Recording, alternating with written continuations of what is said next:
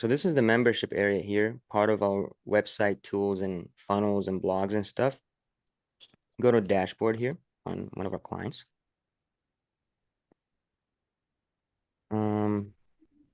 Actually, let's go to products. The dashboard just tells you like what it does, like what the membership area does, and then different like courses that you can start. Like it could be it tells you how many checkouts there was, members, all that. Products here. So essentially you create a product, like let's say the total training program.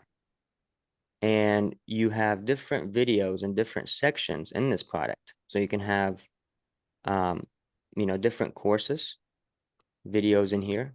As you can see for this one right here, what we did is we went ahead and did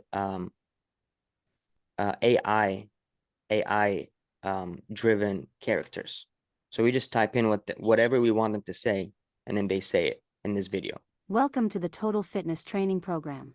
You know? What is the Total Fitness Training Program? And then there's videos for everything, description. People can leave comments at the very bottom. And to preview this, how it looks, it's pretty much like this. You can go to the next course. You can go to the bottom, leave a comment.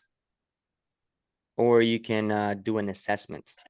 At on every course, there can be an assessment. And you mark as complete once the video is actually watched all the way through. And since right here under analytics, you can track the course progress. How many people are signing up? What's the progress that they're finishing this course? All that stuff about the membership area. And then also under analytics, you can see the assessments. Who filled out the assessments, who passed, who didn't, all that. Okay. So this is the membership area. And we also have an app that, a mobile app.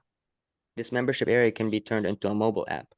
So a lot of fitness trainers, a lot of people that want people to download an app as well, they can do that. Connect it to a domain, SEO settings, email settings, all that is available.